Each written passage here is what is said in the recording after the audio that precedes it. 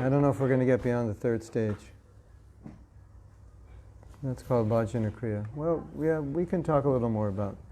We'll maybe get up to Nishta. That's the most relevant for us right now, isn't it? You want to talk about bhava and prema?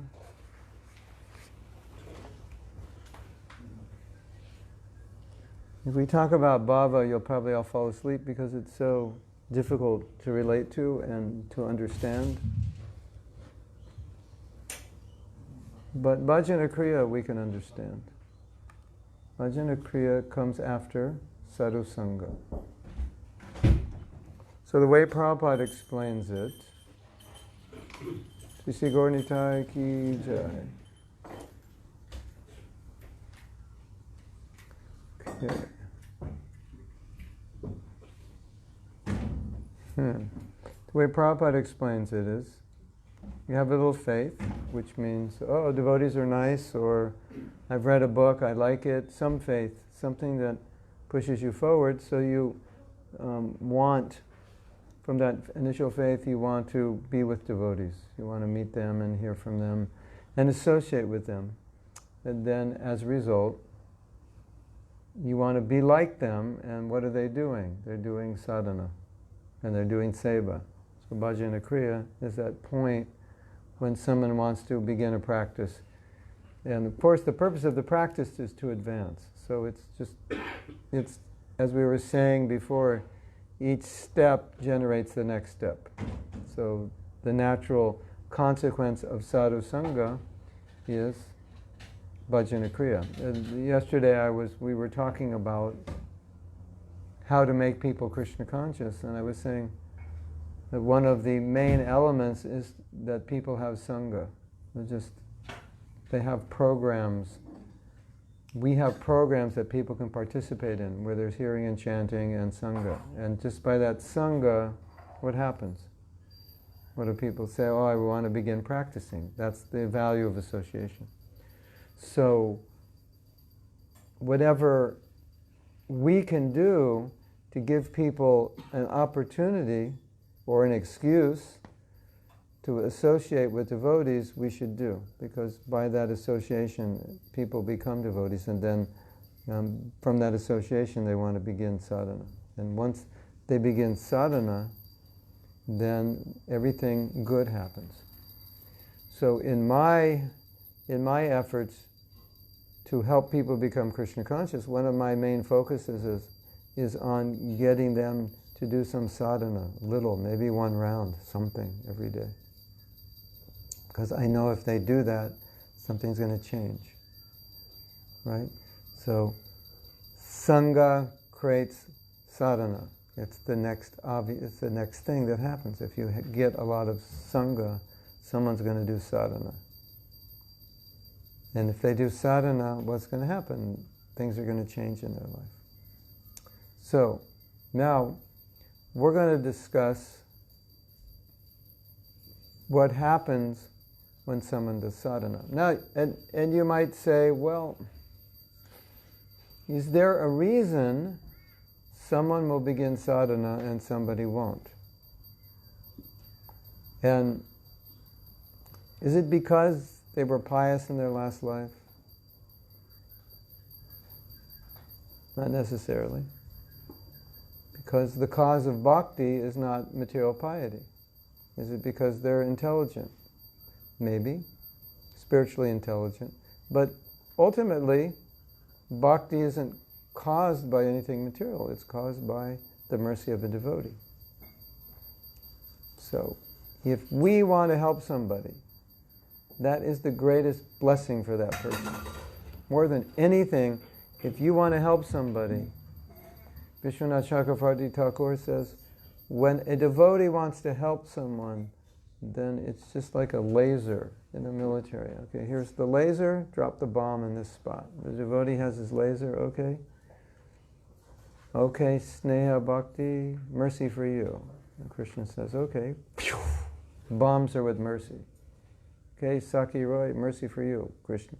So when we show affection and we want to help someone, Krishna reciprocates by showing mercy to that person. If Prabhupada didn't show mercy to us, we would not be in a good state. And as you may know, sometimes Prabhupada made concessions for us. Just do this and Krishna will show you mercy. And we know that it was like Prabhupada was making a deal with Krishna. Like, this is all they can do. So you have to give them mercy. They're doing their best. Something like that. So, if we can give people association, just somehow or other, get them in association of devotees, that's what's going to make them begin to practice Krishna consciousness. Because sometimes you see people that don't practice, and they wonder why. This person's been coming, they're not chanting or so on, but they need more association. They need to be more intimately connected with devotees. They need to be around devotees more. And by seeing us engage in sadhana, then they'll also want to do it. That's how the progression works. Now,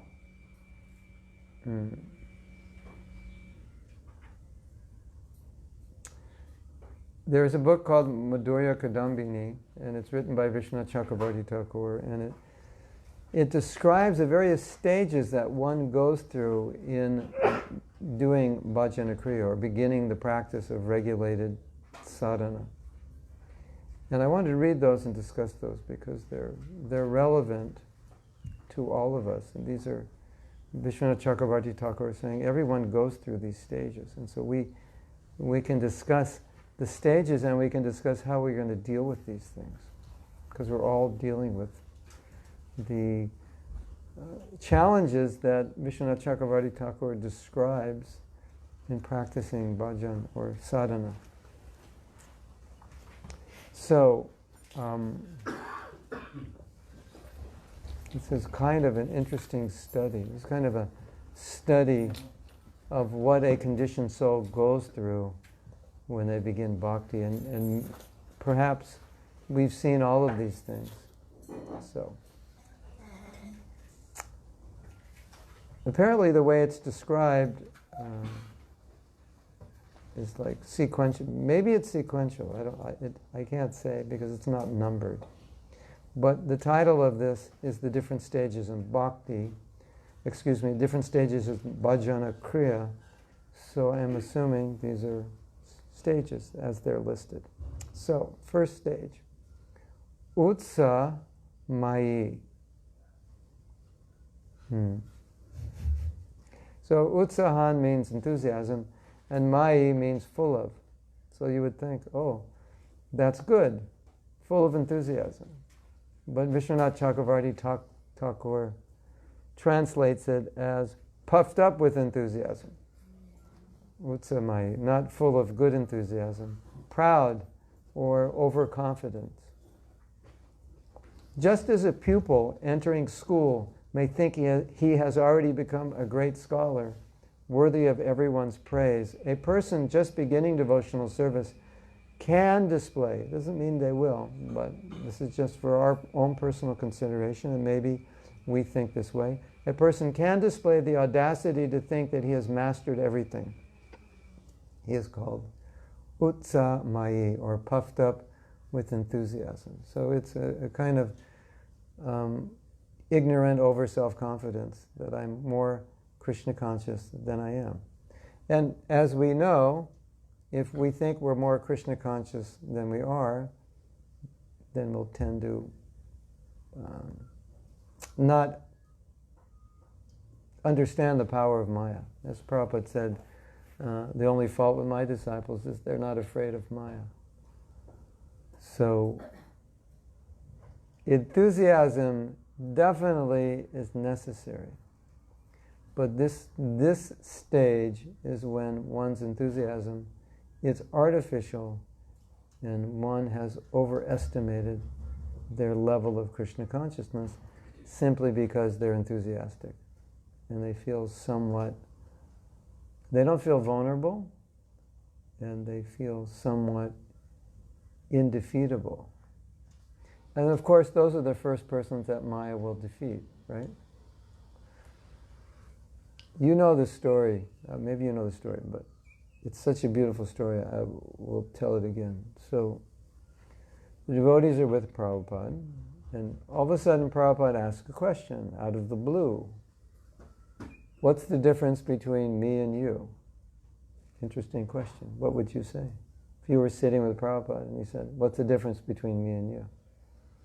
Oh, Prabhupada, I'm a dog and you're the pure devotee of Krishna.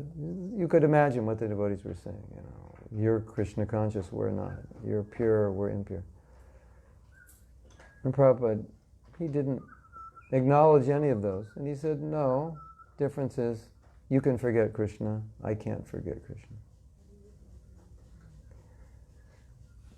I think that's important to understand. We can forget Krishna, and a pure devotee cannot forget Krishna. It's not possible.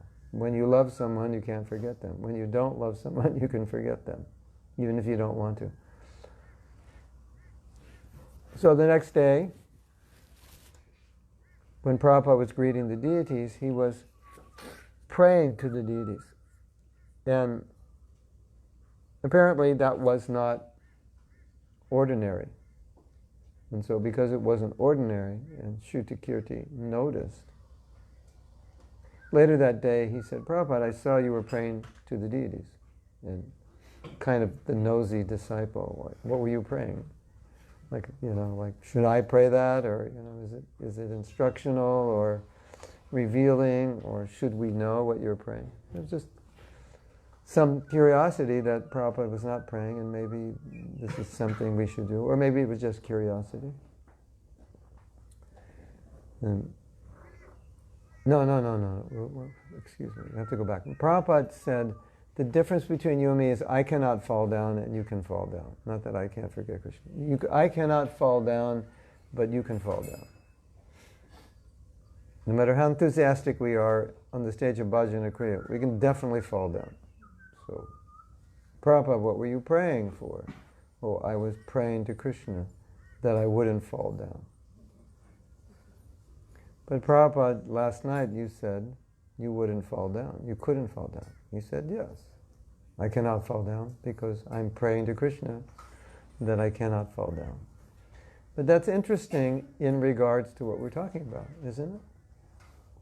Because Prabhupada's demonstrating the attitude that a devotee thinks, I can fall down at any moment, and therefore I always have to pray to Krishna that I cannot fall down. So what we're learning from this is, as a conditioned soul, when we begin Bhajana-Kriya, we begin it with all kinds of material, as we say, baggage, material baggage, which is pride.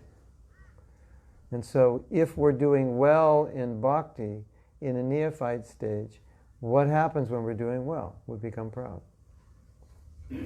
Isn't it? What happens when you're doing well in a more advanced stage? You become humble. Oh, Guru's mercy, I'm able to do this. Right? It makes you more humble. People praise you, it makes you more humble. It doesn't make you proud. Oh, Prabhu, don't praise me. It's all my Guru's mercy. It's all Prabhupada's mercy. That's natural in a more advanced stage. But in a younger stage, when you can do something well, then pride enters. That's why sometimes when we pray to Krishna for something, he doesn't give it because we're not yet ready to handle it. It would have adverse effects, although it might be a facility with which we could engage more in Krishna service. That's the way we see it. Krishna may say, no, if I give you this facility, you'll become proud. Even though you need this facility for your service, and it would be good if you had this facility, but the problem is you become proud because you don't know how to handle it. Because as soon as you get some Shakti, you think, oh, that Shakti is mine. You don't realize that's Guru Shakti.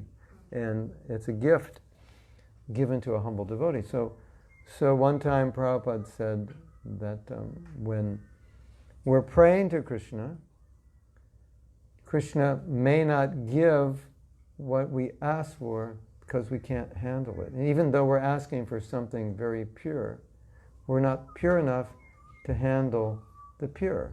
Isn't that interesting? Even you have this example that sometimes you see a devotee will read something and he thinks, oh, I understand something, I'm on to something, I can see what's wrong in ISKCON. I have to, bring this up. I have to let devotees know that they're off or they're making mistakes. So he's reading something in Prabhupada's books, and what's the result? He's becoming proud, dominant, and controlling. Because Shastra is meant for Brahmins, and if we don't have a Brahminical temperament, it backfires. So you get something pure, and then it makes you proud. Isn't that weird? Yes? Have you seen that in yourself, or have you seen that in others? So, one time Lord Ramachandra found a Shudra reading Bhagavatam, or reading the Vedas, I think, reading the Vedas. Is that Shudras are not allowed access, because the Vedas they have to be received in by a Brahminical temperament. At least, if we're going to teach, we have to be Brahmins. Of course, we give our books to everybody. But to actually apply and teach, we have to have some Brahminical temperament. So he killed this person. He said, this will be dangerous. That the Shastra in the hands of the Shudra will be dangerous. So he killed him. Isn't that interesting? So I think we can say that's an example of what's happening here. It's a devotee begins devotional service and something good comes of it, and then they become puffed up. Like, I'm God's gift to the world. Look at me, I'll be self-realized in a few weeks. I'll be the next, acharya, and so forth.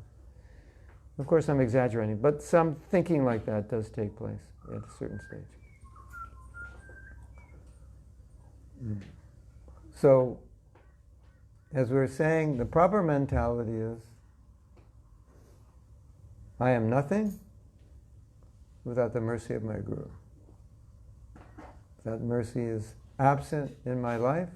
I am not useful, and I cannot do anything substantial. I cannot even elevate myself in Krishna consciousness without his mercy. That's the humility of an advanced devotee. And no matter what that advanced devotee accomplishes, he never becomes proud. Now look at Prabhupada.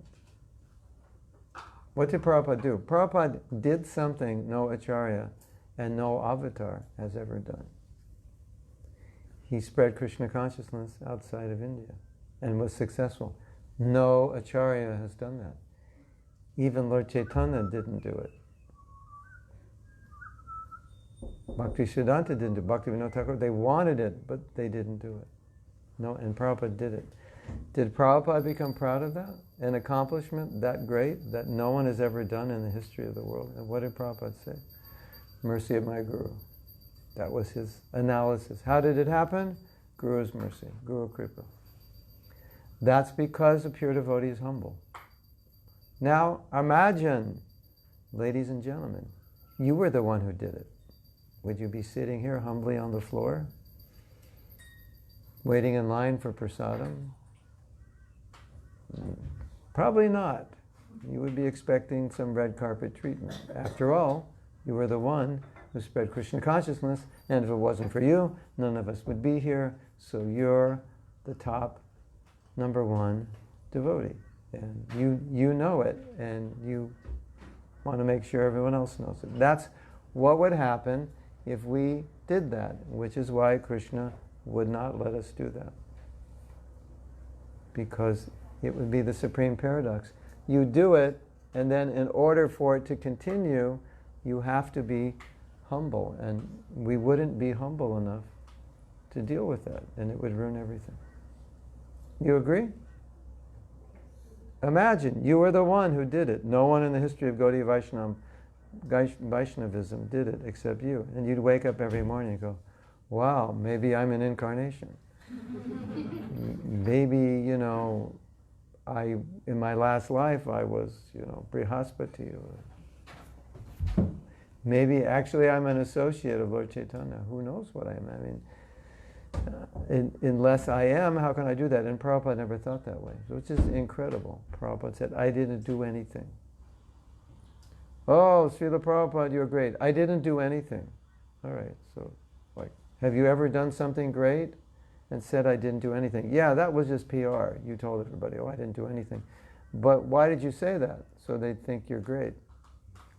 Generally, we say, I didn't do anything. So now, not only do I get the benefit of you glorifying me for what I did, I get the benefit of you glorifying me for being the most humble, who could say I didn't do anything. Isn't it? That's the conditioned soul. They want to be honored. And there's another opportunity, you're glorifying me, and I can say, no, I didn't do anything. It's another opportunity for me to get your praise. Oh, he's so humble. But when Prabhupada said it, he meant it. No, I didn't do anything. That was his realization. That's the difference, right? So, as we read these things, we should understand, okay, these things affect me to some degree or another until I'm pure. Obviously, this affects us to some degree. You might say, oh, I'm not really so puffed up with enthusiasm that I would be so arrogant. Okay, fine. But some arrogance is there, obviously. If you do something great, probably you think, I'm pretty great. I just did something great. And it's only till we become more advanced that we don't need that honor. You know, like I just distributed 500 Bhagavad Gitas yesterday. Now, I'm not going to tell anybody, but in the back of my mind, you know, I'm hoping they all find out, because it would, you know, you should know that I did 500 Gitas, and you know, you should have some respect for me because I can do that. You know, that's the conditioned soul. That's what we're dealing with, and that is destructive to bhakti. And not only is it destructive to bhakti, it has nothing to do with bhakti. That's the point. That has nothing to do with bhakti. There's nothing about bhakti that has that mentality. That is completely a materialistic mentality. And so what we're learning here is that this mentality is being imported from the outside world into Krishna consciousness. We're importing it, and then we're mixing it with Krishna consciousness, and it comes out like this. That's what's going on. And so awareness of that is important. You might say, but Prabhu, I'm not humble, so what do I do? Well, at least the beginning is to understand I'm not humble, and the beginning is to understand, well, what would it look like if I were humble? And now I can see the gap, and I can start trying to come closer. At least be self-reflective. When, at least for us, some progress is just recognizing our lack of humility. That's a step in the right direction. If I act out of pride, maybe when I was a young devotee, I didn't even notice it, and now I'm noticing it. I feel helpless. I can't do much about it, but at least I noticed it, so that's progress. Right? If I can acknowledge my own ill motives, if I can acknowledge my motive may have been to be honored through this action, or I'm looking for honor, at least if I can acknowledge it, that's something. Sri Sri Gauranitai ki jai. Krishna Badaya, Krishna Prasthaya.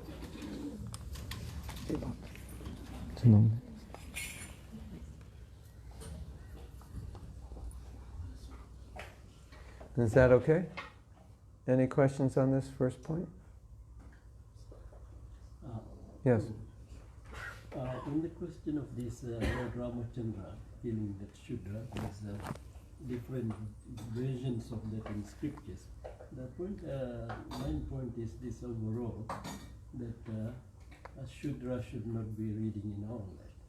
Now, this Kon, I'm going back to about 50 years ago, these American Prabhupada's devotees, you know. Yeah, right. They would, I was a director of finance in a large corporate organization, public body, city council. And they would walk, you know, who's the boss in charge of this place. And they would virtually pestering to buy a set of Bhagavad when it, I think at the time only up to Canto 3 was published. Yes. We will supply you, you know, for this. Yes. So there is, if you could clarify this point on one, and at that stage, I honestly admit in here I might have been worse than a Sudra. Mm-hmm. Yeah. Because he's asking, well, how is it that we're distributing Bhagavatams to everybody? Yeah. Because Bhaktivedanta purports and Bhaktivedanta Kripa. because that's Mahaprabhu's mission.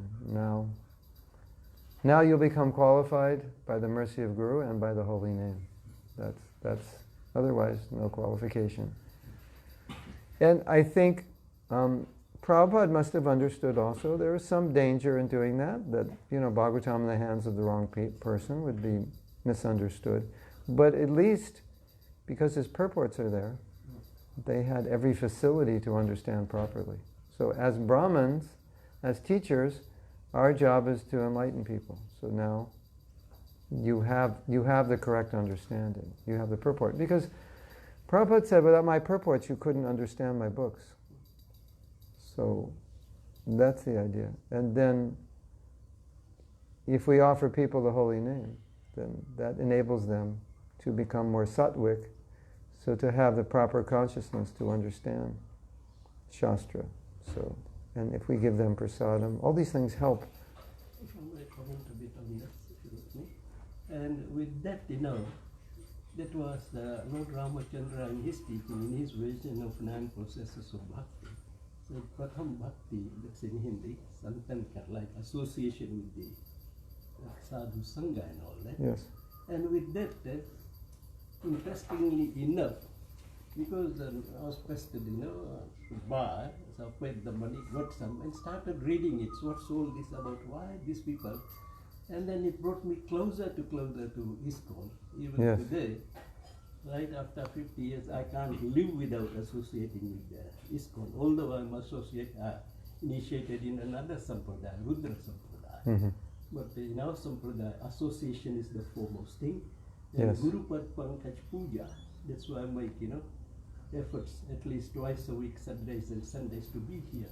Yes. Guru Puja, association with the devotees, and Bhagavad Katha Kirtan. So it's at least 6 in one process of bhakti simultaneously. Yes. Yeah, We're that's why fortunate. I'm here. Yeah, and also the infinite mercy of Mahaprabhu is upon us. So the rules have changed. That's the main answer. The rules have changed. What was impossible now becomes possible. And that is why we remain humble, because we feel incapable of penetrating Shastra. But Yasya Deve Para Bhaktir Yata Devi Tata Guru. By mercy of Guru, we can understand Shastra. So like you have Prabhupada's books, and by his mercy you understand. It's not by our intelligence, but it's by his intelligence. And then he gives us the kripa to have the intelligence to understand what he's teaching. That's how we understand. Otherwise, yeah. But still, having said that, sometimes we see there may be some lack of qualification on the part of a devotee to understand Shastra, and then they misuse it or misapply it, being influenced by ego, false ego. One of the things that's worth noting is that in the history of our movement, that knowledge has always posed a danger. The danger being that as we accumulate more and more knowledge, there's a tendency to become proud. That I'm knowledgeable. I know more than you do because I read this book and you haven't read it. Or I studied this book deeply and I know it inside and out, and it's a very esoteric book, and I've heard from certain teachers you haven't heard from, and so I'm special and you're not. Or I have realizations you don't have. Krishna's given. This is the danger of knowledge. Knowledge is meant to make us humble, and for many people it makes them proud. That's definitely, I've seen many times. Isn't it? You've seen? Yeah. If you know, then you think, I know I'm better. If I know more, that makes me better. It doesn't make us better. It just means we know more. But even knowing more doesn't mean you know more unless you live it. So what's the use of knowing if you don't live it? So great, you know more. You're intelligent, you're endowed with some good karma, you can understand this, so you know more. And you don't do any of it. So how does that make you better? So that we've seen many times in our movement. and take it to its furthest extreme, then one doubts the Guru and leaves the Guru based on what they've learned outside of those Guru's teachings. And so that is also historically a reality. People even question Srila Bhaktisiddhanta. Why are you doing this? He changed this, he changed that. Some of Prabhupada's disciples left Prabhupada. They heard from other gurus and they left Prabhupada. They questioned what Prabhupada was doing, the 16 rounds and this and that. Said, no, you can't be Krishna conscious with 16 rounds. Must be 64. That's what they heard. They left Prabhupada. So even you know, it's such a paradox. The person who saved you, now you're leaving telling him. The disciple left Prabhupada and told Prabhupada, you can't be Krishna conscious chanting 16 rounds, you have to chant 64. Because that's what he was instructed. So the person that was saved by Prabhupada is now instructing Prabhupada. And that happened to Srila Bhaktisiddhanta. Disciples left. He said, no, Srila Bhaktisiddhanta is deviated. He has done this and that. So that's the fear or the potential danger of knowing too much. So one lecture, Prabhupada was speaking, and I don't know the context, but it probably was that some devotees were reading other books, or reading books of Srila Bhaktisiddhanta, and Prabhupada in the lecture said, you can't understand the acharyas unless you understand through me. Don't jump over your guru. So at that point we were not qualified to understand. And later Prabhupada said, you can read the books of the acharyas, but best you read my books many times. But in this lecture, it's like, no, you can't understand, don't jump over, don't read the books of my spiritual master, you will learn everything through me. So that's also an important instruction. I have to be careful. There's so many books now. There are books on the market in Lowy Bazaar that Prabhupada and Srila Bhaktisiddhanta told us we should never read, and you can buy them, and devotees read them, which I find very interesting phenomena. And if you go to Gaudiya Math and you ask them about these books, the acharyas, the very elevated acharyas, disciples of Bhaktisiddhanta, say, I can't tell you about the book because we were forbidden to read it and I've never read it. Isn't that interesting? I went to a Gaudiya Math once. I was staying in a Gaudiya Math guest house in Puri, and their temple was across. So they were doing bhajan, so I said, let's go listen to bhajan, because I'm a musician, so I was like, okay, I want to hear how they do bhajan. And so at that time, it was very popular in ISKCON to sing a song, Sirupa Manjari Pada Ye Mora Shampa. You know that song? So I was wondering, this melody. I said, did Vishnu Janan Swami make that melody up, or is that a standard he got by hearing Gaudiya Math devotees chant? Because a lot of the melodies we learned were from Gaudiya Math, standard melodies. So we went there and we sat down, they were doing bhajan, and they said to me, he said, why don't you lead? And I said, no, I've just come to hear, could you lead Rupa Manjari Pada? Because I wanted to hear the melody. And they said, no, we can't, we're forbidden. I said, only our Guru Maharaj and Srila Bhaktisiddhanta can chant it. We're not allowed to chant it. So I was like, oh.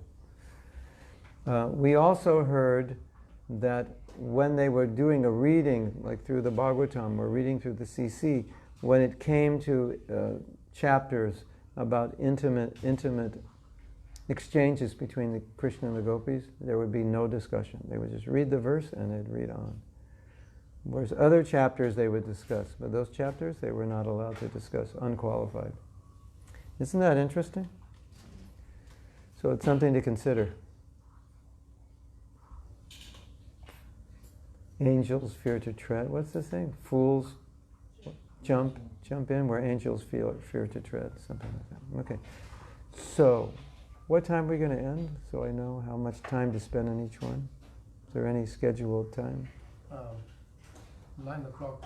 Okay. Just leave it over. All right. Anyway, so we have 1, 2, 3, 4, 5 more levels to go through. See how far we get. Well, before we go, just in case we don't make it, this is Bhajana-Kriya. Through Bhajana-Kriya, you start to become purified of anarthas.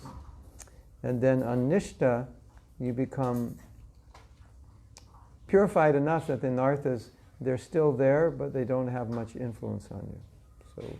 So Nishta means pretty much you're situated sattva guna. And although the anarthas are there, Prabhupada says, it's like they're there, it's like you broke your ankle and, now it's like you feel it a little bit, but you can walk. It handicaps you slightly, but not much. You can walk, you can run. Sometimes if you overexert, maybe it hurts a little bit. Something like that. The anarthas are there, but you're aware of them, but that's about it. They don't, it's like a little pain, but it doesn't stop you. So that's Nishta. Anartha Nivritti is the consequence of Bhajana-Kriya, that if you're doing Bhajana-Kriya properly, there will be Anartha Nivritti. And so the question might be that, after 10, 20, 30, 40, 50 years, these anarthas are still pounding away at me and affecting me, then maybe my Bhajana-Kriya is not being done properly. So there's two stages. One, when the anarthas are pushing, and when the anarthas are not pushing. They're there, but the frequency has been subdued by your Bhajan-Kriya, and you're advancing. So you're now situated more sattvam stitam prasidati. You're situated in tada rajas tamo bhava. At this time, tada rajas tamo bhava kama labhat tayaschaye. Passion and ignorance, it's gone, along with kama and lobha, greed and lust. And then sattvam stitam prasidati. And you're situated in goodness and you're satisfied. So that's the nishta stage. So anartha nivritti is between Bhajana-Kriya and nishta. You're getting there slowly. And so on the stage of anartha nivritti, as the anarthas are being purified, it doesn't mean you won't be experiencing the anarthas. But as you advance, you won't be acting on them. In an immature stage, you experience the anartha and you can't control it. It's like, oh, Prabhu, I can't control it, it's so strong. But as you progress, the anartha may be there, but you don't allow it to influence you. Right? That is actually really the stage of Bhajana-Kriya. Like, I'm going to do this. So even all this crazy stuff is going on, I'm going to tolerate it. And I'm going to steadily execute my devotional service. And when I perfectly execute my Bhajana-Kriya, then I come to Nishta, because there I'll be steady, because I'm not allowing the effects of the modes of nature to push me. And the effects of the modes of nature are so subdued that I can be steady. In anartha nivritti, it's still strong, so you'll still be up and down a bit. You probably noticed, right? The good days and the bad days? That's due to being influenced by the modes of nature. When all the days are good, that's called nista. And when they're really good, it's called ruchi. And when they're fantastic, it's called asakti. And when they're ecstatic, it's called bhava. And when you're saturated in love with everything you do, it's called prema. So you have a lot to look forward to. But now let's get back to the real world and read the next problem you're going to have if you're on the level of Bhajana-Kriya. This is called Gana Tarala. There's no diacritic, so I don't know if there's long A or something. Gana Tarala. A pupil may be diligently engaged in his studies, and yet at other times, because of inability to understand the subject matter, and because of lack of real taste, becomes totally negligent. In the same way, a new devotee sometimes practices the different activities of devotional service nicely, and sometimes neglects them, being sometimes assiduous and at other times negligent. His sporadic endeavor is called Gana Tarala, condensed, dilute, thick, thin. Some days are good, some days are bad. That's what is called Anishtita Bhajana-Kriya. Anishtita means unsteady. So why are we even reading this? Why is it important? Why should we understand this? Because when you begin devotional service, you're going to run into some of this. And then when you run into it, it's easy to become discouraged and think, well, what's the use? I was doing good, all month I was doing good, and then one day I crashed. And I started chanting my first round at 9 o'clock at night. Well, what'd you do all day, Prabhu? YouTube, Facebook. You didn't do anything else? No. In ISKCON lingo, I was moded out. I was in Facebook mode, something like that. So it happens. This is what Vishwanath Chakravarti Thakur is saying. This is a stage we go through. So if we go through that stage, it's very discouraging, it's very depressing. But at the same time, by reading about it, we understand that in the process of becoming purified, sometimes we may go through this, or the tendency may be there to go through this. So then we can think, okay, I have to deal with this. So the point is not to be discouraged by it when it happens. The point is how you're going to deal with it when it happens, because it's probably going to happen. Has this ever happened to you? Got up on the wrong side of the bed? That ever happened? Yeah. It's just like, everything was ecstatic. We just had the festival, and 3 days later it's like, I don't even want to be a devotee anymore. I can't look at my beads. My Bhagavatams are getting dusty. So that it happens.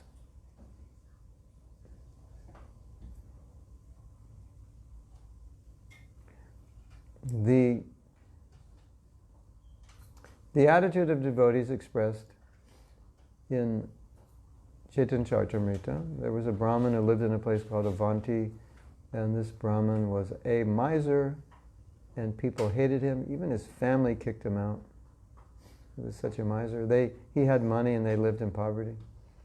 Everyone hated him. They just harassed him, kicked him out. He got kicked out of his house, got harassed. People would pass urine on his food when they saw him eating. They just hated him. And somehow or other, this resulted in him becoming a great sadhu. He just took it all in a positive way. And then he chanted a verse.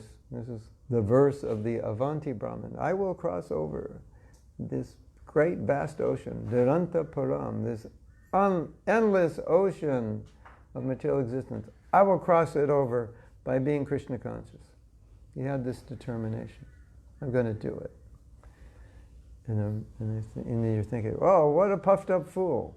He's thinking he can conquer Maya. And then in the verse he says, no, I can do it because it's been done by others. And they've showed the way. So when we run into these problems, we can think like the Avanti Brahman, no, there's a process. I can get over this by following the process. If I again take shelter of hearing and chanting, then I can make it through this Gana Tarla, this up and down, right? That's how we have to think. No, it can be done. Not because of me, but because of my willingness to take to the process. The process will do it. So he says, I will cross over the ocean of material existence. What a fool you are. No, I'll do it because I will take the boat left by the sadhus. That's how I'll do it. So we always have to remember, no matter how treacherous the path is, we have a process that can take us across the ocean. As like Prahlad Maharaj says, the ocean will shrink to the size of a little puddle that's as big as a calf's hoofprint. The ocean will shrink, so you can just walk over it. What was impossible can be easily walked over. So that's the idea. But the other idea is, when this happens, don't be surprised. It's just part of being a conditioned soul becoming purified. So when you become a devotee, when we become devotees, we at least will need to recognize that there will be obstacles on the path that we all have to face, and anyone who's becoming Krishna conscious has to face them and deal with them. So the better you learn to deal with them, and the sooner you learn to deal with them, the faster you'll make advancement. But if when you run into the problem, you run home and shut the door and cry, that's not going to work. And that's the way some of us deal with it, right? That's how one reacts in the mode of ignorance. You just turn the world off and give up. Yes? That's tamagun. It's difficult. I can't deal with it. I turn the world off. That's it. I give up. I can't. No. We have to deal with it in a more sattvic way. Because when the mode of ignorance is affecting us, you can't fight it with ignorance. You have to fight it with goodness. Isn't it? And so fighting it with ignorance means to give up. What's the use? I can't do this. But at least we should be aware that any devotee that you see that's very Krishna conscious, they had to go through this. They had to learn how to deal with this. It's not like they bypassed this step. When they were bhaktas, they just went from adoshrada to nishta in a half an hour because they were great devotees in their past life. No, it's not like that. Everyone has to go through this. Okay, we can say somebody was more evolved in their last life, so maybe they went through this a lot more easily or a lot faster, but you have to go through it. And so don't run away from it. Don't become discouraged. Just recognize this is just part of what it means to be purified. And Krishna appreciates it when you don't give up, when you're struggling. Oh, Krishna, it's so hard. I can hardly do this. Krishna appreciates it. When Gop Kumar finally met Krishna, went back to Godhead, finally made it, he saw Krishna. He got to meet Krishna. Krishna got to meet him. Krishna was waiting for him. And Krishna told him, he said, I know that you struggled in the material world. I know what you went through. And I appreciate it. So one of the beautiful thoughts that I like to share is when you have difficulty, know that Krishna knows you have difficulty and know that he appreciates that you won't give up. That's your ticket. That's your validation. Okay, I won't give up. Krishna goes, you're validated. Your visa is good. When you get to the gates of Braj, you're getting in. You have a visa because you wouldn't give up. So I think that's more important than focusing on the result, is the fact that we won't give up. Right? Because you can't control the result, can you? You can only try. Try to chant properly. What's the result? You won't be able to control that result. You'll only be able to control the endeavor. Right? And so, at least, let us be happy in making the endeavor. And knowing that right now this is difficult, but it is such a fantastic opportunity to please Krishna, because Krishna appreciates that we won't give up. And when we act that way, we get so much mercy from Krishna. So in that sense, the anartha becomes the opportunity. Because now I've just been knocked down. It's like a boxing match. You've been knocked down. Do you give up? And sometimes in a boxing match, the guy that gets knocked down ends up knocking the other guy down. Sometimes even right after he got knocked down, which is, amazing, right? So when we get knocked down by Maya, don't stay down. And when you get up and stand up and fight, Krishna is like, okay, this is my devotee. I know he has trouble. I know he's dealing with anarthas, but just see, he won't give up. So such a opportunity when we get knocked down to show Krishna, I will not stay down. I'm willing to fight. No matter what, I'm willing to fight. I'm not going to give up.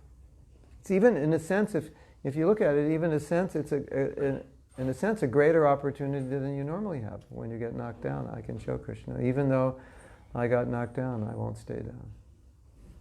Right? So it's a nice way of reframing a difficulty. Oh, difficulty becomes an opportunity to show Krishna, I won't stay down. Okay, the next one. Viyudha Vikalpa.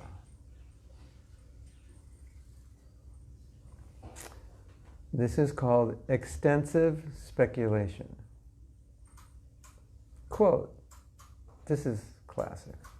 Well, this is maybe for you as congregation, you won't relate to this, but as a former brahmachari and having dealt with many brahmacharis, this is so relatable. maybe you can relate to it in your own way. Quote, shall I just be a householder, happy in family life, making my wife and children Krishna conscious and worshiping the Lord? Or should I give up all that and go and sit in a place of meditation in Vrindavan and become a real success by engaging full-time in hearing and chanting with no distractions? Shall I wait until the last stage after enjoying all sorts of pleasures when I have understood that the whole material world is simply a forest fire of affliction? Or should I renounce right now? Should I regard this family life as death, a deep well concealed by grass, and give up this unreliable shelter while young? Or shall I wait until the death of my old parents before renouncing? If I give up family life immaturely, I will think of family life after renouncing. If I should die in that condition, I will go to hell. From that type of renunciation, I won't get any strength. Therefore, for the time being, I will just work to keep my body alive.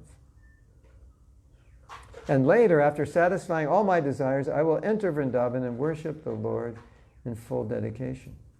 After all, renunciation is useless if one depends on it to produce bhakti. But then again, it is acceptable if one knows it is generated from bhakti and is dependent on bhakti. By sophism, one may justify immediate renunciation of householder life in the confidence that there will be no worry for food, since it is well known that the sadhus in the ashrams eat plentifully. So that's unquote. That's the thinking of a person in this stage. And of course, you can put your own this or that in. It may not be grihastha life or renunciation. It might be something else. Right? Thus, the neophyte sometimes contemplates a life of renunciation, but at other times, applying the maxim that household life is distressful only for those who are attached, he favors household life, being supremely aloof. Whoa. Oh my God.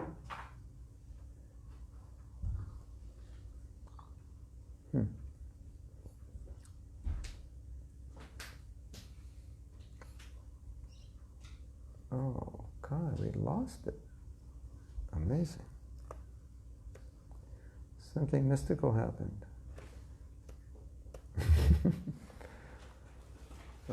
Let's see.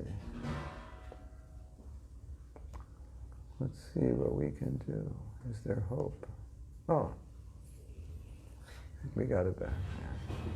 Hit the wrong button. Okay.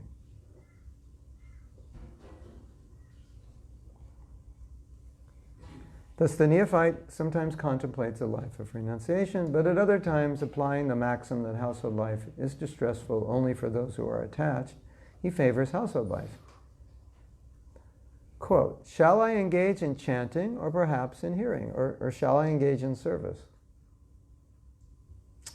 Let me rather engage in many angas of bhakti, like Ambarish Maharaj. When one speculates on all types of options in devotional service without deciding anything, it is called vyudha vikalpa, or extensive speculation. Oh, of course, that's the name, but we understand it just means what we call commonly, this devotee is really mental. That's how we describe it, right? Can't decide, should I do this, should I do that? And so this is not pleasing to Krishna. We saw this with Prabhupada's disciples, and it wasn't pleasing to Prabhupada. And Prabhupada said, in regards to one devotee who had this, maybe I should do this, maybe I should do that, or what about this, or what about that? Prabhupada's answer was, a Vaishnava is simple. And what is that simplicity? Prabhupada said he wants a little prasadam, a little service, and a little place to sleep. That's a Vaishnava. Isn't that interesting? You can make a t-shirt.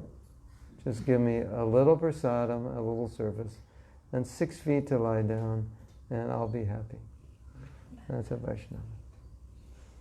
That's what Prabhupada said. Because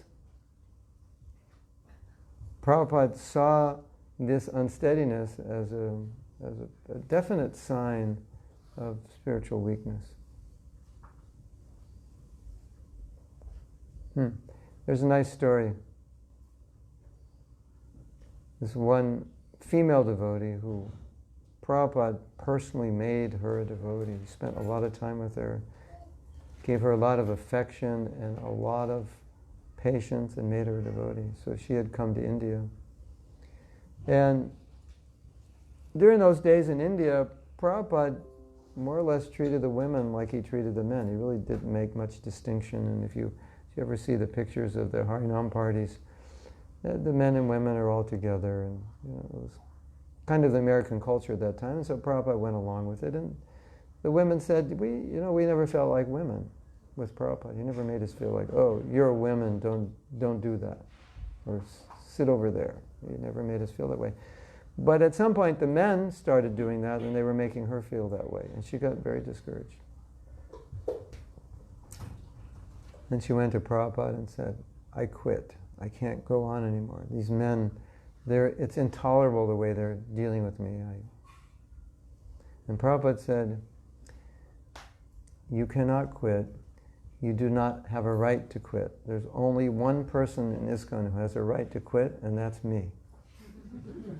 And he said, you do not know the difficulty that I had to undergo to spread Krishna consciousness. You have no idea. So if anyone has a right to quit, it's me. And I have not quit. I will not give up. So you have no right to give up. So that was Prabhupada's mood. He didn't like unsteadiness and indecision. He liked devotees being grounded. And because, what do we see in this? We see that this devotee is not assessing his situation realistically. He's thinking, I think it's obvious, he needs to be a grihasta, but he's thinking, oh, I could be a sannyasi. So what's going on? If you analyze what's going on, he's not realistic about his condition because he's focused on philosophy that renunciation would be better, right? Because that's what it says in our books, Renunciation is better. Prabhupada said, better be a brahmachari. It's simpler. It's simple. And that's true. But then you have to deal with your reality. Can you actually do it? If you can't do it, then you have to accept that you can't do it. So this devotee is, obviously, he needs to get married, right?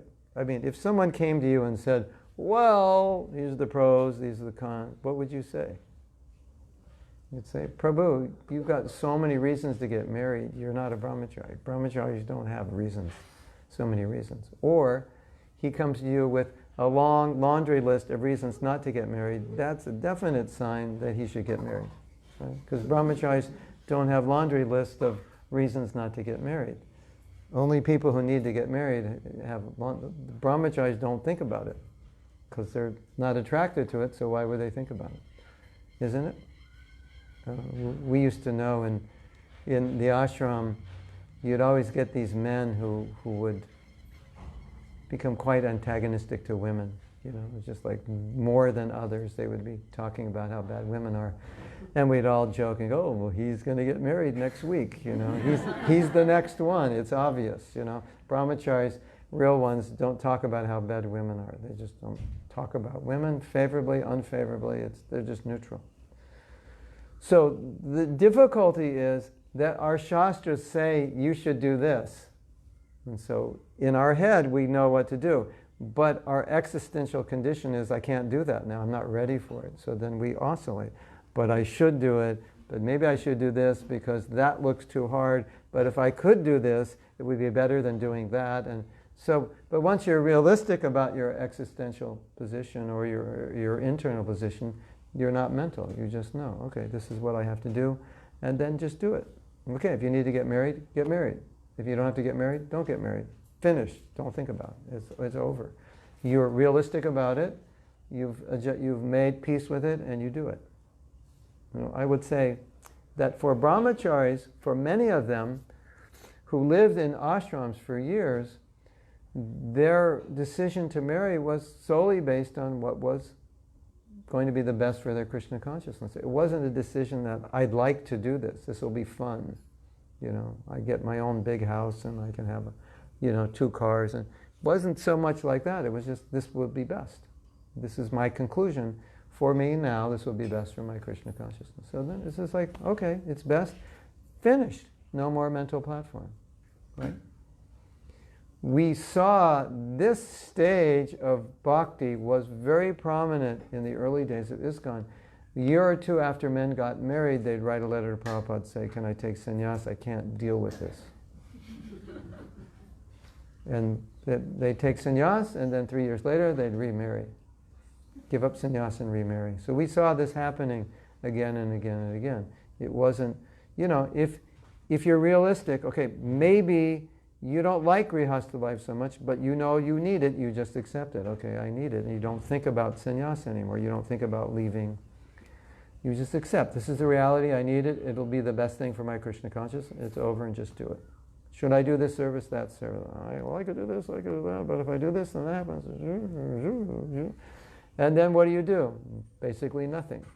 Because all your energy is going to figure out what you're going to do. So, what's your nature? What do you like to do? How you can serve? You make a decision, do it. That's what please Prabhupada. Just do it, be steady, be happy, be satisfied. As far as possible. So satisfaction is an important aspect of bhakti. Stability. So I find this stage something that even can affect us on a higher level, because when we understand what is right with our head, and if we really want to do what's right, that's where we get hung up, because we may not be able to do it.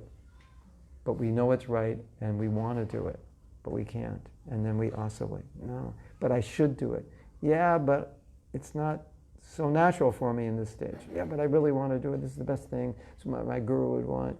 Yeah, okay, let's try. But when I tried, I couldn't do it last time. So we're oscillating because we know what's right, and we want to do what's higher, but we're not qualified to do it. And so once you accept where you're at, what your qualification is, what your adhikari is, then you're okay. Because then you can still idolize that, but you're 50 years away from it. You have to be purified to do it. You're not. So in your mind, it's still attractive, but in your existential world, you're just not ready for it. And then you can be settled. So that's where we get caught up. Can you relate to that? You hear a story and like, yeah, I want to be like this, but you realize you're not like that yet.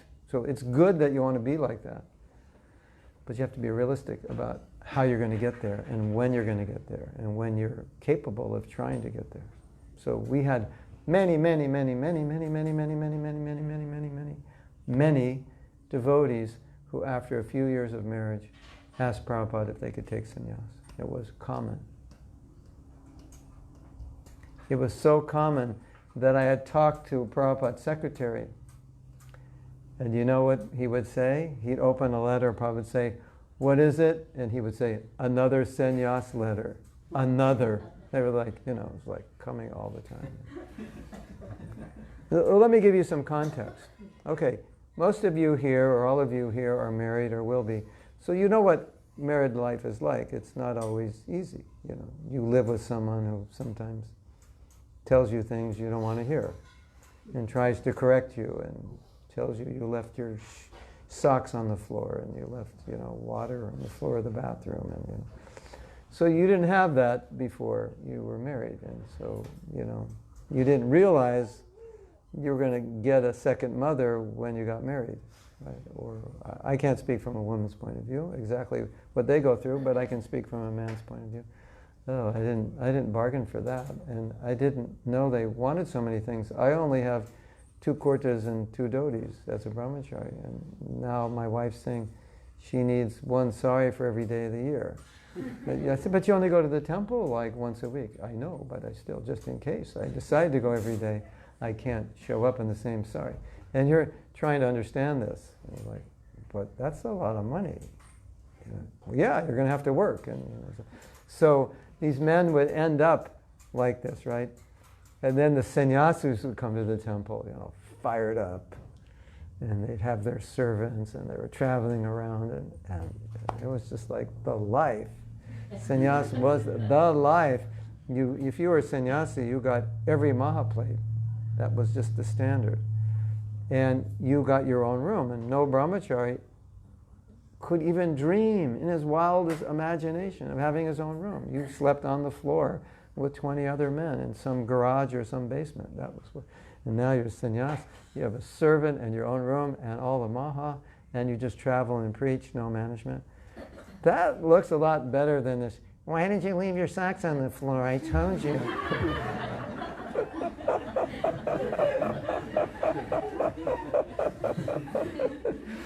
So Prabhupada was getting so many letters, I want to take sannyas. That was the context. But certainly, they wanted to do service, and they felt like, oh, now I'm married and I'm working. I used to be a book distributor, and all day I'm, selling something. This is depressing. So that was the context. So it was very difficult for these young men to deal with that responsibility. And Prabhupada was, no, we're married, be responsible. That was the mantra. You're married, be responsible. And they were thinking, yeah, but I'm not distributing books anymore. I'm working all day doing a job, and I don't have any time for seva. Be responsible, stick it out. So it took years for many of the men to kind of like land and acknowledge that I need to be a grihasta, and that's what it involves, and that's what I'm going to have to do. It was hard. So that's the reality we live through, and so you can relate this to your own reality, whatever you're going through. Can you relate to that? Anybody? The mental platform. You know the mental platform, right? You know about the mental platform? No. You mean the mental platform is this, or you mean it's that? I'm not sure what you mean. Was it this? I have no idea what you're talking about. Could mean this, it could mean that. No, I don't know. Okay, so the next one. This is called Vishaya Sangara, struggle with Maya. The devotee, knowing he cannot attain steadiness in serving Krishna while attached to material enjoyment, resolves to renounce his addictions. This is a good one. But while attempting to renounce, he may end up indulging in it, taking solace from the example of a devotee in the Bhagavatam. And this is a verse from 11th canto. It's an amazing verse. But the devotee is taking solace in this verse, but he's taking solace in the wrong way. This is the verse. Having awakened faith in the narrations of my glories, being disgusted with all material activities, knowing that all sense gratification leads to misery, but still being unable to renounce all sense enjoyment, my devotees should remain happy and worship me with great faith and conviction. Even though he is sometimes engaged in sense enjoyment, my devotee knows that all sense gratification leads to a miserable result, and he sincerely repents such activities. Let me read the previous statement so you understand the context. The devotee, knowing he cannot attain steadiness in serving Krishna while attached to material enjoyment, resolves to renounce his addictions, but while attempting to renounce, he may end up indulging in it. I will never, ever do this again. Have you ever said that? Have you ever done it again? Yeah, that's called conditioned soul. Yeah. So he takes solace in this verse that, I'm trying, but I'm weak and I can't do it. This ongoing battle with his previously acquired desires for sense pleasure, in which he is sometimes victorious and sometimes defeated, is called Vishaya Sangara, or war with sense pleasure. How's it going, Prabhu? I'm at war. With what? Sense gratification. How's the battle going? I'm losing. So there's some influence of tamagun here, because the influence of tamagun, as we learn from the Gita, is you make a determination but you do nothing about it. You can't connect will and action. It's just will is like, oh yeah, I should do that. And then the mind says, yeah, but that would be really difficult and painful and take too much energy and trouble, so why bother? That's the mode of ignorance. It's like, the mode of ignorance tells us, yeah, it would be nice to do it, but it's too difficult. You'll never be able to do it. And don't even pretend you can do it. That's the mode of ignorance. So, how do we deal with this? Because this is a reality, yes? Frustrating reality, indeed. I think one of the things we can take solace in is the power of the holy name and the power of process of Krishna consciousness. Because there are ways to deal with this in more, you could say, more of a material approach, in adjusting your mind and emotions, which can be useful. But if we take shelter of the holy name, that situates us transcendentally, and that's where all our effort and energy and determination manifests, that will. Part of the reason this happens is that we're attempting to do something which is extremely difficult, to be Krishna conscious, and there has to be very strong reasons to do it. And a lot of us are not reading Prabhupada's books enough. And in Prabhupada's books, he's giving reasons to perform austerity. Like, why would you do austerity unless you have a good reason? Right? Like, if I told you, if I was a doctor and I said, you're going to die in a week unless you run for 10 minutes a day, you're going to definitely be out there running unless you want to die. Assuming you don't, you're going to be out there running, right? Because that's a powerful reason, isn't it? So one of the things we're faced with is perhaps we don't have a strong enough desire to be Krishna conscious, so therefore when confronted with this, we kind of just go, oh, it's too hard. Right? Now, I once gave a lecture. I think it was one of my top 10 lectures. It was Indians. I was looking at them. They were like a super group of Indians, very materially successful. But I was looking at them from the spiritual perspective, and spiritually they weren't as successful as they were materially. So I was saying, you're all successful materially, and for you to be successful materially, this was in America, to get to America, I'm sure it's the same thing here, but I think America may be even more difficult. To get to America in the first place, to get your visa, and then get a good job, and then stay there, you probably had to work really hard in school and do really well, yes? And take whatever job you could find in America and work really hard and work your way up. Yes? Is that true? So I'm looking at them thinking, the fact that you're in America and you have a good job puts you, like, I don't know, in the top, 5%, 3%, 2%, 1% of Indians? I mean, just to get in that university you got into, you're already in the top, right? Something. And I'm saying, hey, look at your spiritual life compared to your material life. Your material life is way more successful than your spiritual life. And they all acknowledged it. And I said, well, why? It's not that you don't have the capability, it's that you were motivated materially, and so you became successful. So that motivation gave you the determination because you wanted to be materially successful, and so you were willing to struggle and study and work and do whatever it took and save money, and your parents saved money and got you to America, and right? And then, Prabhu, what about your rounds? It's so hard. I don't know. I just don't know if I can do it. Yeah. Isn't it? But what about this new business plan? Oh yeah, we're fired up. We're making it happen. I'm working 15 hours a day. We're going to get it going. Yeah. You see the difference? Kind of like, material life's up here, spiritual life's down here. So if you find yourself lacking the inspiration that's necessary, as described in this verse, I just can't do it, I tried, it's too hard. Read Prabhupada's books more. There's all the inspiration you need. It's going to come from his books. When the why is strong enough, the how follows. When the why is weak, the how becomes weak. Isn't it? So Prabhupada's books increase the why. Why am I doing this? Because in this life I can see Krishna. Do you want to see Krishna in this life? Well,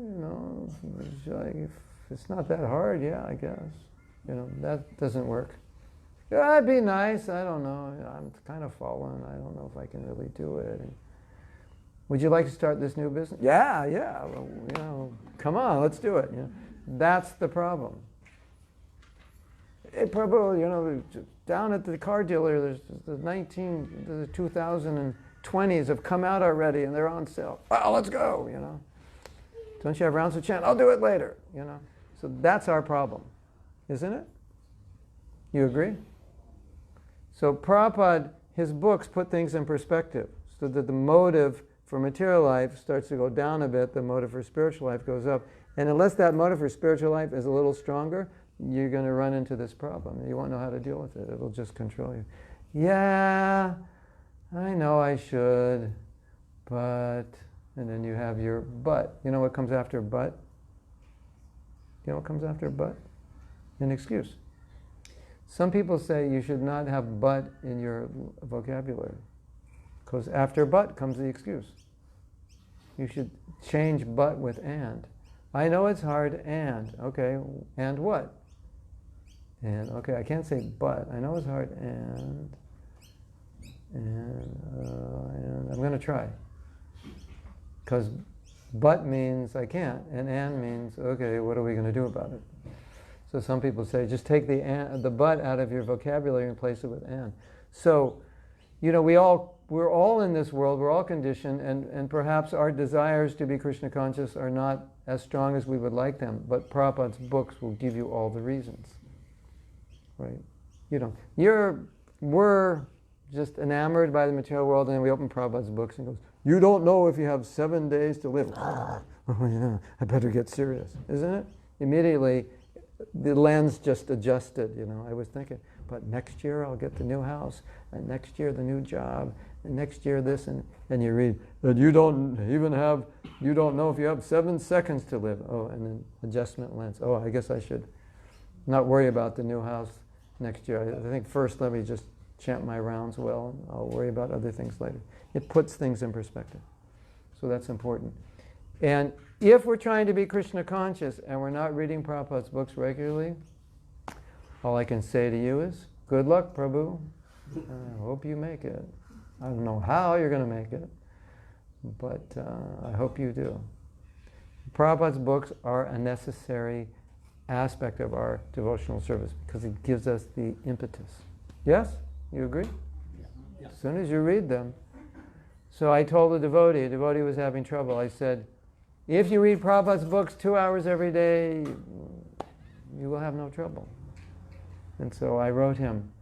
I said, how are you doing? He was just in Mayapur. But it's always, the adjustment of leaving Mayapur and coming back into your environment is always a little challenging. I said, how are you doing? He said, no problem. I'm reading every day Prabhupada's books 1 to 2 hours. I'm good to go. So yes, that's it.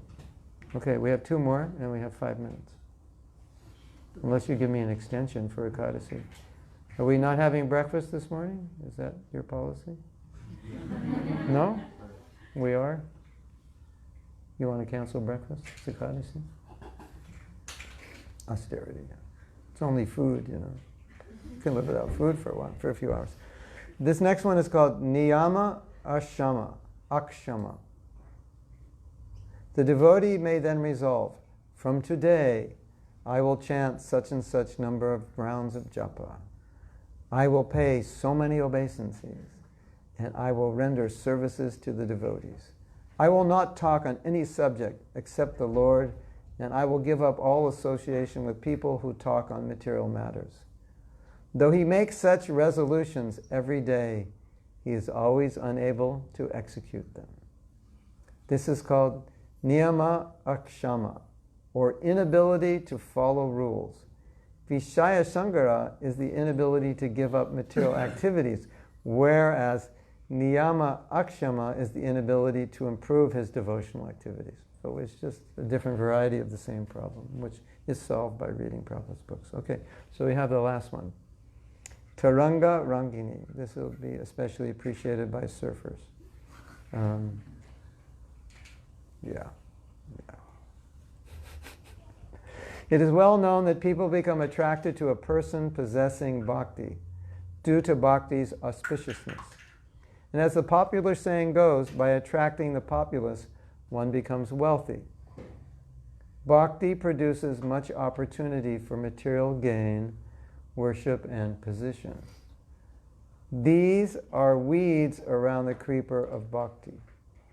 Engaging oneself in pleasure-seeking, ranga, amidst these weed-like facilities, which are but small waves, taranga, in the ocean of bhakti, is called taranga rangini, delighting in material opportunities, or riding the waves of material opportunities. In other words,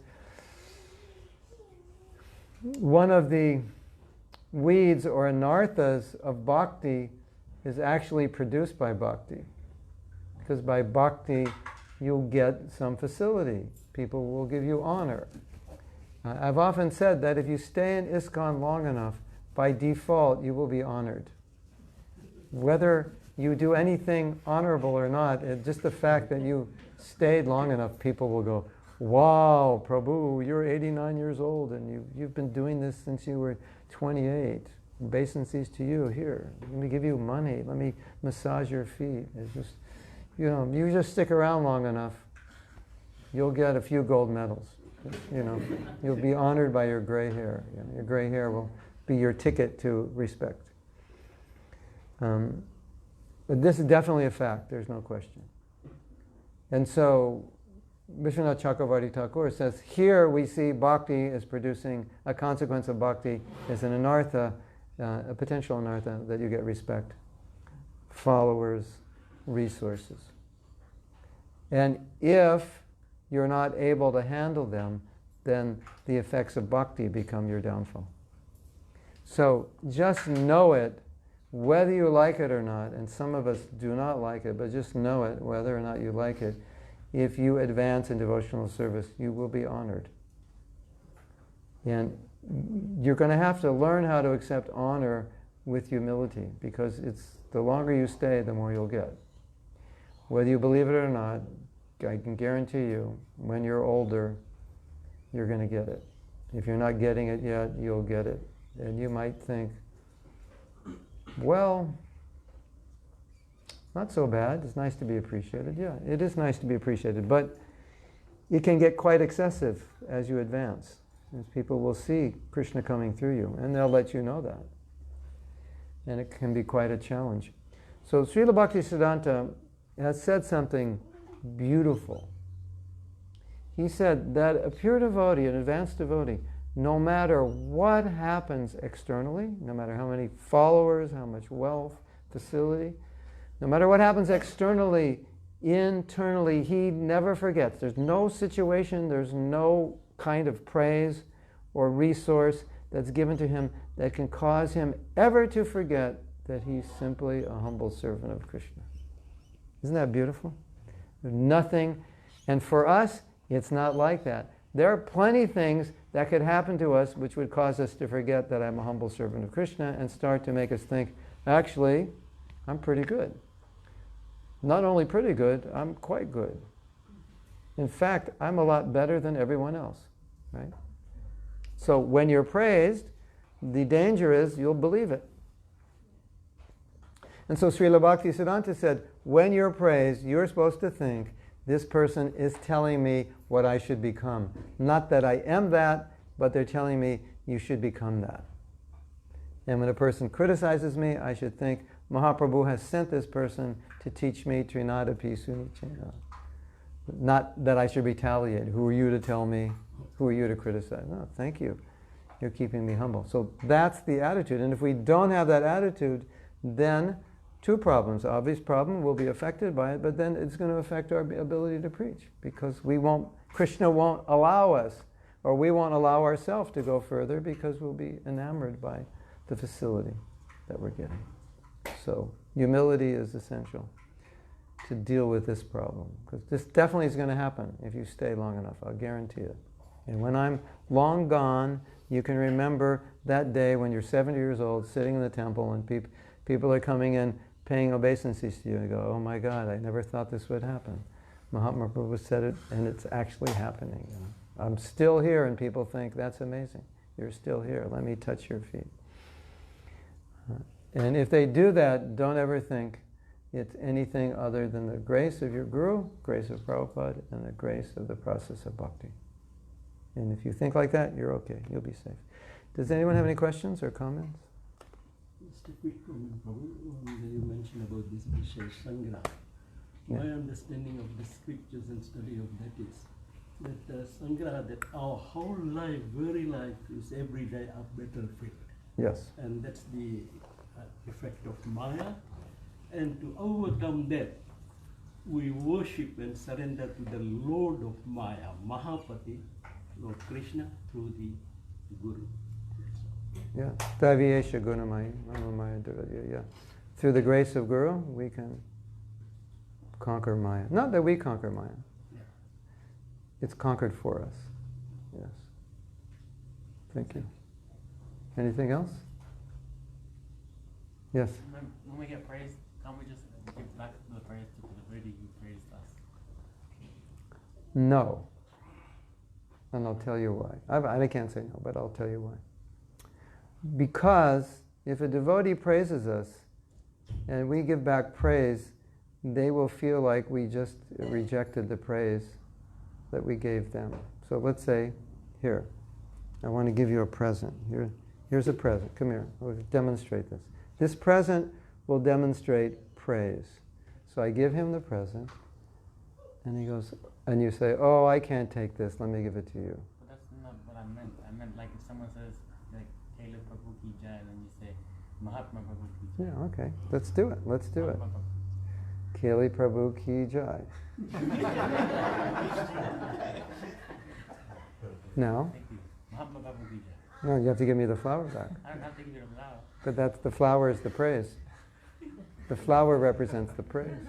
And that's my point. You shouldn't give me the flower back because I gave you the flower. So of course we should honor the devotee, but sometimes when we give the honor and then you give it back, it represents I didn't accept your gift. It's like I'm giving you back the same gift you just gave me. I'm giving you back the same flower you just gave me. So if we're honored, we take it humbly. Thank you, Prabhu. I don't deserve it. But you might say, you are the great devotee, not me. But we have to be able to accept praise because it's offered. And it's good for the person who offered it if you accept it. So as long as they don't get the message that you didn't accept it, then it's okay. But if they get the message that you're rejecting it, that's not good for them because they want you to accept it. It's their gift to you. What if they're used to you replying to them and giving them praise, and then all of a sudden you don't give them back their praise? Right, you got yourself in trouble there. I think, okay, the only time I praise you is when you praise me. That doesn't look so good. Right? So it looks kind of like you're deflecting something that, okay, I'll praise you if you praise me. Otherwise, think about it a little bit.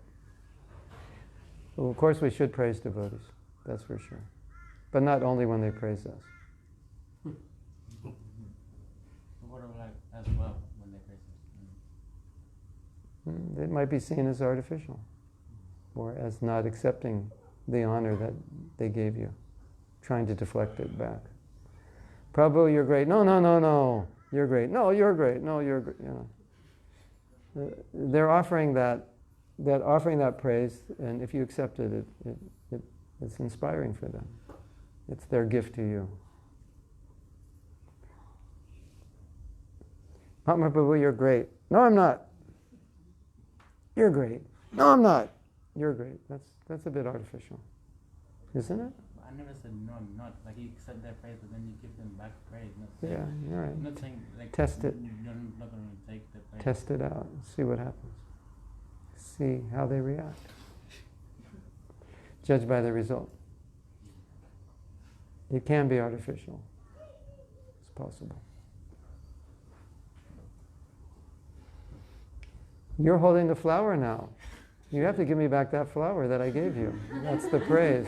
So think of the flower next time. You're giving me back a present I just gave you.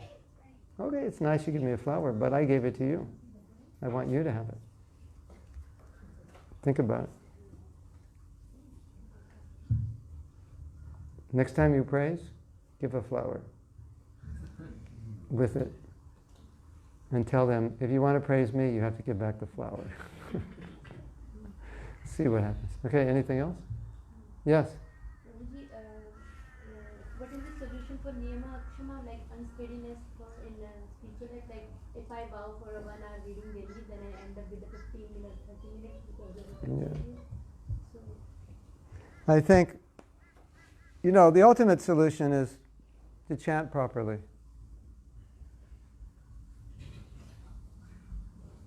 But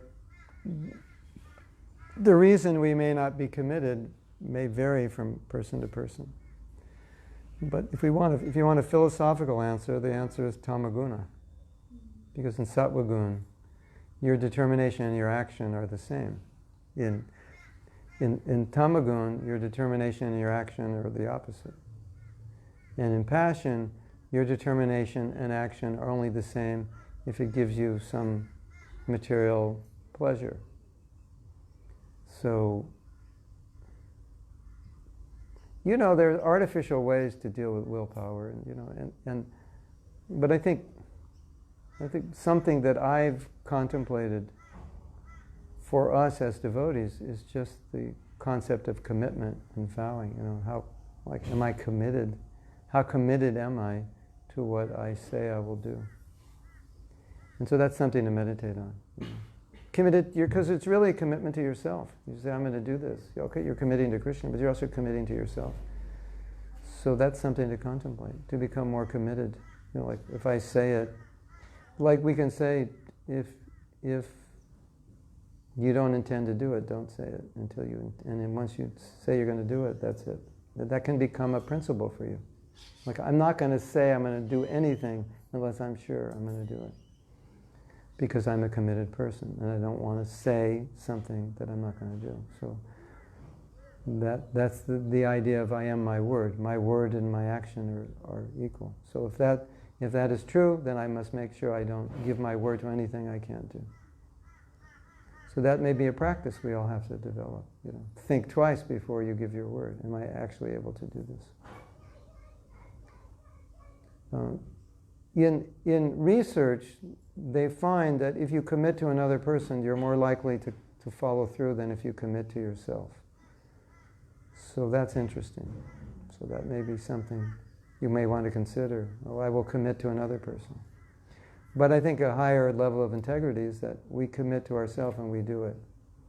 And it seems, from my perspective, that commitment it's kind of the last leg of Kali Yuga is the lack of truthfulness. It seems like commitment is part of that equation, and so people are less committed.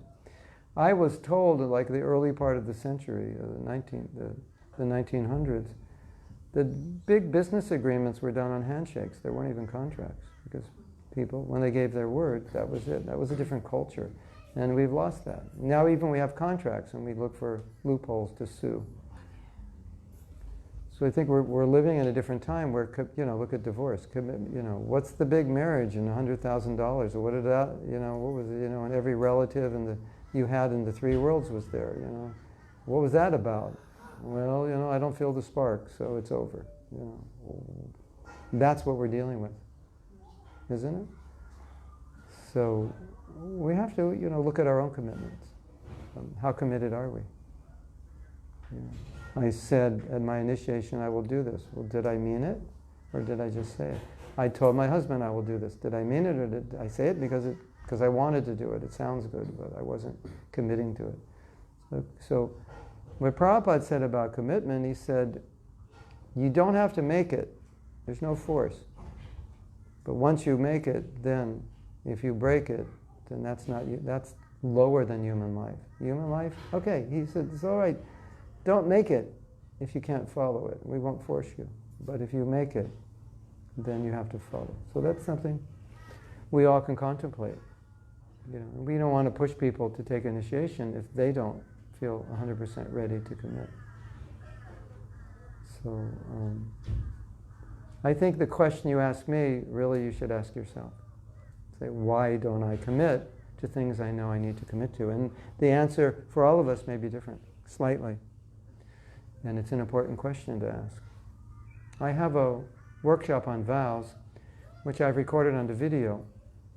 And we're working on getting a team together that can put these videos into courses online. So I think it's a very important course. And Prabhupada spoke a lot about it, and he said amazing things about it. I'll tell you one thing he said. This is so good. So a devotee asked Prabhupada, they were talking about vows, and he said, well, how do you become committed to follow your vows?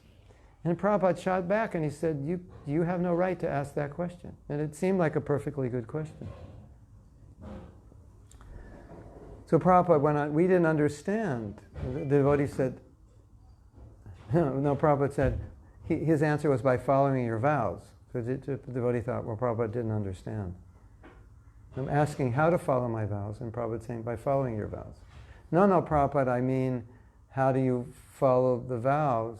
How do you get the determination to follow the vows? So he restated the question, how do you get the determination to follow your vows? And Prabhupada said, you can't ask that question because you already promised to follow. It was like, you loan me $100,000 and I'm paying every month, and in 6 months I call you and say, I need your help. And say, yeah. Say, well, how do I get the determination to pay off the rest of my loan? You would think I'm a nut.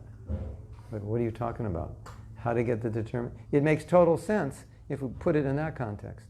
But somehow we're in the context of vowing, it doesn't make sense. And Prabhupada's trying to say, no, you vowed, so you can't ask that question. It's too late to ask that question. That's a question you ask before you make the vow. But after you make the vow, there's no question of how to follow. You already promised to follow.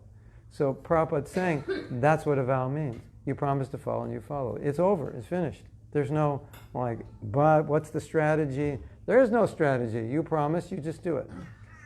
That's powerful. So that's what a commitment is, and I think a lot of us don't understand that. How do you follow? Should I get up early? That way I could follow. And what if I stand on my head for 20 minutes? Would that help me follow? And if I don't eat pickles anymore, will that help me follow? No. There's no question of getting help to follow. You just made a vow, you follow, it's over. End of story.